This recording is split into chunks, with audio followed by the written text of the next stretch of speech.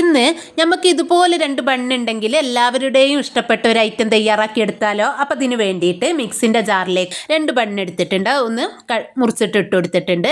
ഇനി ഇതിലേക്ക് 2 കോഴിമുട്ട പൊട്ടിച്ചൊഴിച്ച് കൊടുക്കാം, ഒരു 1/4 കപ്പ് പഞ്ചസാര ചേർത്തി കൊടുക്കാം, 1 ടീസ്പൂണ് വാനില എസൻസും പാട് ചേർത്തി കൊടുത്തിട്ടുണ്ട്. ഇനി ഇതിലേക്ക് 1 കപ്പോളം പാല് ഞാൻ ഇതിലേക്ക് ചേർത്തി കൊടുത്തിട്ടുണ്ട്. ഇനി ഇത് നല്ലവണ്ണം തന്നെ ഒന്ന് അരച്ചെടുക്കാം.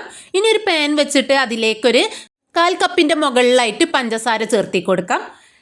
ഇനി ഇത് ലോ ഫ്ലെയിമിലിട്ടിട്ട് ഒന്ന് കാരമലാക്കിയിട്ട് എടുക്കണം. വെള്ളമൊന്നും ചേർത്തരുത് കേട്ടോ, എല്ലാം തന്നെ നമുക്ക് നല്ലവണ്ണം തന്നെ ഈ കളറാവണ വരേക്ക് ഒന്ന് കാരമലാക്കിയിട്ട് എടുക്കാം.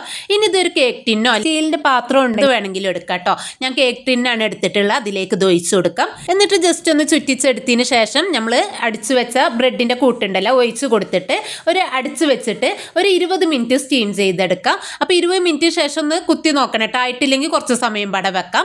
എന്നിട്ടൊന്ന് നല്ലവണ്ണം തണുത്തതിന് ശേഷം ഒന്ന് വിടിവിച്ചിട്ട് നമുക്ക് ഇതൊരു പ്ലേറ്റിലേക്ക് കമഴ്ത്തി കട്ട് ചെയ്തെടുത്ത നമ്മൾ ടേസ്റ്റി ആയിട്ടുള്ള ബണ്ണ് വെച്ചിട്ടുള്ള കാരമൽ പുഡിംഗ് ഇവിടെ റെഡി ആയിട്ടുണ്ട്. അപ്പം എല്ലാവരും ഇതുപോലെ ഒന്ന് ഉണ്ടാക്കി നോക്കണേ.